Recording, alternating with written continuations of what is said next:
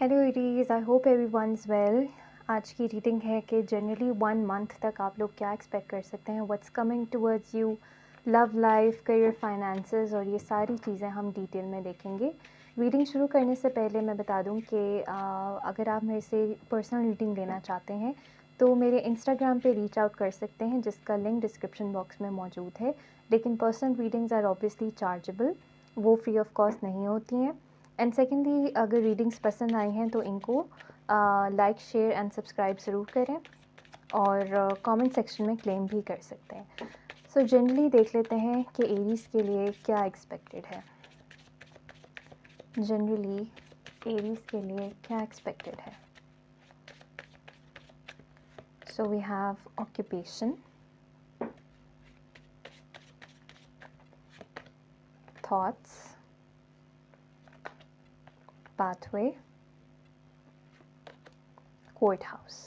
Okay, so generally अगर बात करूँ तो आप लोगों का फाइनेंशियल एस्पेक्ट या करियर एस्पेक्ट जो है वो हाईलाइट होता हुआ नज़र आ रहा है। Matters related to your job और बिज़नेस जो हैं वो काफ़ी ज़्यादा मुझे नज़र आते हैं। और कुछ लोग जो कि कुछ प्रॉब्लम में फंसे हुए थे, स्पेशली अगर कोई केस बना हुआ था उनकी जॉब के इर्द गिर्द सिनेरियो, या कोई लीगल चीज़ चल रही थी जिसका कोई रास्ता नहीं नज़र आ रहा था, तो फाइनली इस मंथ में आप लोग खुद से सोच के कोई हल निकाल सकते हैं इस चीज़ का, और जो भी आपकी प्रॉब्लम थी उससे बाहर निकल सकते हैं।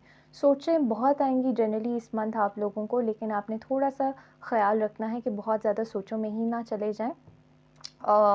एक बैलेंस मेंटेन करें कि अपनी ओवर थिंकिंग को काबू में रखें। सेकेंडली, इस टाइम पे आप लोगों के पास बहुत सारे ग्रेट आइडियाज़ आते हुए नज़र आ रहे हैं। सो मेक श्योर कि अगर कोई भी थॉट आती है आपके पास या कोई भी आइडिया नया आता है तो उस चीज़ को पेन डाउन कर लें, बिकॉज़ बहुत अच्छे ऐसे आइडियाज़ नज़र आ रहे हैं कि जिनके ऊपर मज़ीद वर्किंग करके उनको एक समथिंग ब्यूटीफुल बना सकते हैं आप लोग।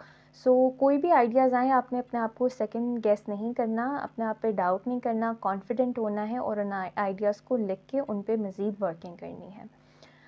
कुछ लोगों के लिए अगेन कोई लीगल चीज़ या कोई लीगल पेपर वर्क भी इम्पॉर्टेंट रह सकता है इस मंथ। और अगेन वही बात कि अगर जो लोग किसी चीज़ में ऐसे फंसे हुए थे, किसी लीगल सिचुएशन में फंसे हुए थे, कोई पेपर वर्क, डॉक्यूमेंटेशन या कोई केस था, तो उसमें भी काफ़ी एडवांसमेंट नज़र आती है और चीज़ें ओपन अप होती हुई नज़र आ रही हैं आपको लेके। सो ये जनरल रीडिंग थी। आप चलते हैं कि सिंगल्स की तरफ चलते हैं कि सिंगल्स इस मंथ में क्या एक्सपेक्ट कर सकते हैं।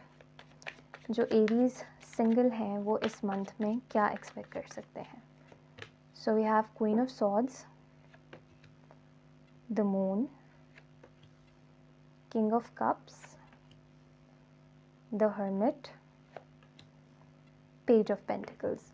सो सिंगल्स में जब आप लोग काफ़ी ज़्यादा ऐसी एनर्जीज़ में नज़र आते हैं जहाँ आप लोग बजाय किसी इमोशनल चीज़ में जाने के जो है वो अपने आप पे ज़्यादा फोकस नज़र आते हैं, अपने करियर और फाइनेंसेस को लेके बहुत ऑर्गेनाइज्ड और गोल ओरिएंटेड नज़र आते हैं। और ऐसा कम ही लगता है कि जैसे आपका कोई इस साइड पे इतना ज़्यादा जो है वो ध्यान रहेगा। ऑल्दो दिन में तो बड़ी आपकी ऐसी एनर्जी रहेगी कि गोल ओरिएंटेड रहेंगे और क्या कहते हैं, बड़े लॉजिकल एंड प्रैक्टिकल रहेंगे। लेकिन जैसे ही शाम होगी इस तरह से लगता है कि आप वो एक थोड़ा लोनलीपन महसूस कर सकेंगे। और मुझे यहाँ पर एक पर्सन की प्रेजेंस नज़र आती है जो कि पर्सनालिटी वाइज आपसे काफ़ी ज़्यादा ऑपोजिट है एंड माइट बी कि पर्सन आपसे अट्रैक्टेड है। ये पर्सन, जितने आप लॉजिकल एंड प्रैक्टिकल इस वक्त हुए हुए हैं, ये पर्सन उतना ही इमोशनल फील कर रहा है।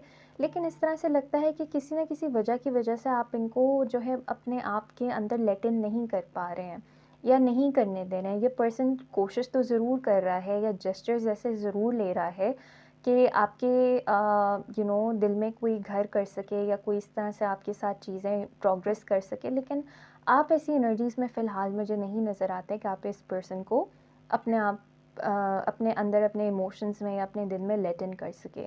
थोड़ा सा आप लोगों को मूड स्विंग्स का भी शिकार हो सकते हैं, लेकिन ये एनर्जीज़ इसीलिए कि आप बहुत ज़्यादा जो हैं नॉन इमोशनल हो रहे हैं। इतना नॉन इमोशनल होना अच्छी बात नहीं है, because emotions are part of a human.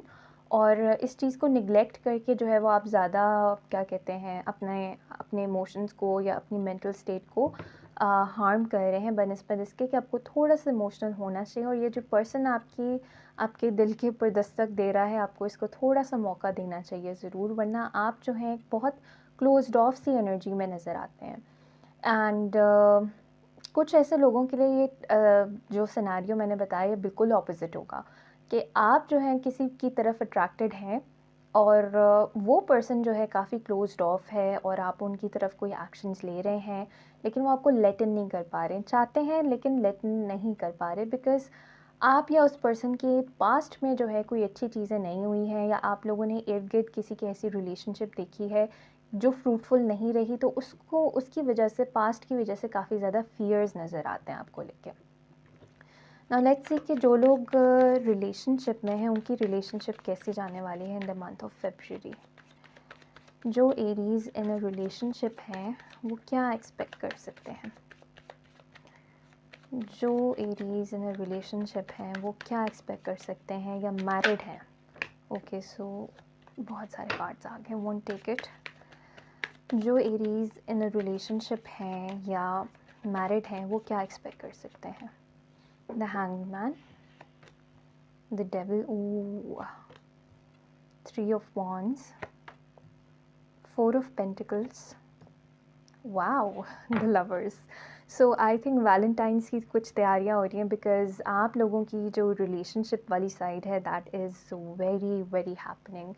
Physical intimacy या फ़िज़िकल अट्रैक्शन बहुत होती हुई नज़र आ रही है, और काफ़ी लोग ऐसे हैं जो कि अपने पार्टनर के साथ ट्रैवल कर सकते हैं। अगर आप इन अ लॉन्ग डिस्टेंस रिलेशनशिप हैं तो देयर ह्यूज चांसेस कि आपके जो पार्टनर हैं वो ट्रैवल करके आपके पास आएँ या आप ट्रैवल करके उनके पास जाएँ।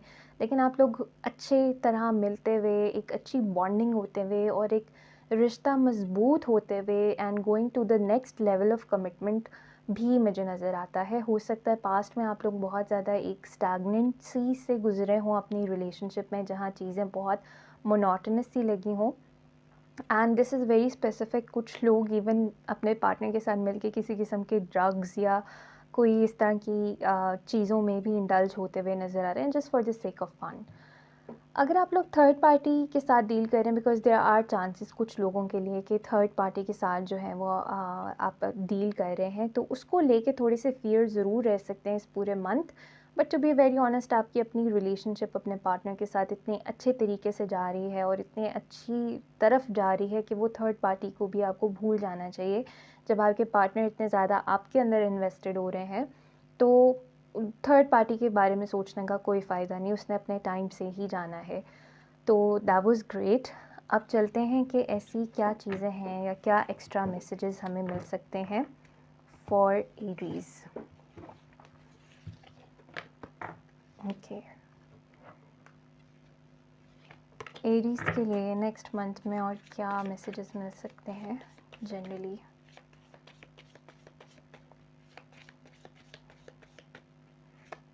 So we have Lion, time to act. Bow, you are highly thought of. Flag, don't be tempted to lower your standards. And lastly, Stork, news of a birth or a new business opportunity. So Aries, ये time आपके लिए बहुत बहुत beneficial है। आपका इज़्ज़त मर्तबा जो है वो बढ़ता हुआ नज़र आ रहा है, आपकी तरफ ऐसी अपॉर्चुनिटीज़ आती हुई नज़र आ रही हैं जो कि आपको एक अच्छे मुकाम पे लेके जाएं, चाहे वो आपकी लव लाइफ है या चाहे वो आपकी करियर लाइफ है या जनरल लाइफ है। तो इन अपॉर्चुनिटीज़ से फ़ायदा उठाएं और अपने कॉन्फिडेंस के अंदर आएँ, बिकॉज़ बहुत सारे ऐसे लोग हैं जो कि लैक ऑफ कॉन्फिडेंस की वजह से या तो कम या तो थोड़ी चीज़ पसंद करते हैं, या किसी ऐसे पर्सन को पसंद कर लेते हैं जो उनको पता है कि उनकी लीग में नहीं है, ठीक है, वो बहुत ज़्यादा बेहतर हैं उस पर्सन से। लेकिन अपने कॉन्फिडेंस को इस वक्त आपने ऑल टाइम हाई रखना है, because it's a very good time for you. और ये टाइम एक्शंस लेने का है, अब सोचने का नहीं है। अगेन वही बात कि आपके दिमाग में कोई बहुत अच्छे आइडियाज़ आएंगे, उन पे आपने एक्ट करना है, और उन्हीं की वजह से जो है आप एक अच्छी मकाम पे पहुंच सकते हैं। किसी नए आपको कोई इस महीने जो है वो किसी की बर्थ की न्यूज़ मिल सकती है अगर somebody was expecting around you, या फिर कोई अच्छी न्यू अपॉर्चुनिटी इन लाइफ या इन बिजनेस लाइफ या इन जॉब लाइफ कोई अच्छी जॉब अपॉर्चुनिटी भी मिल सकती है। So I think that is great. और लास्टली जो है आपके लिए एक गाइडेंस भी देख लेते हैं। एरीज के लिए क्या गाइडेंस है? एरीज के लिए हमें क्या गाइडेंस मिलती है for the month of February? So we have step out of your comfort zone. So exactly वही बात जो मैं कर रही थी कि ये टाइम जो है वो एक्शंस लेने का है। अब जो है वो टाइम नहीं रहा कि जहाँ आप बस बैठ के और सोच सोच के अच्छी अपॉर्चुनिटीज़ गवा दें। अब जो भी अपॉर्चुनिटी आपकी तरफ आ रही है आपने उसको ग्रैब करना है, चाहे वो लव लाइफ हो, चाहे वो आपका करियर हो या जनरल लाइफ हो। सो अपने कंफर्ट जोन से जब आप निकलेंगे, जब अपने आप को थोड़ी सी पेन में लेके जाएंगे, तभी आप कुछ बहुत ग्रेट अचीव कर सकेंगे अपनी लाइफ में, और ये सब कुछ आपके नियर फ्यूचर में है। So this was your reading Aries. I hope you enjoyed it. और रीडिंग को क्लेम करने के लिए कमेंट सेक्शन में ज़रूर क्लेम कीजिएगा। I see you again. Bye bye.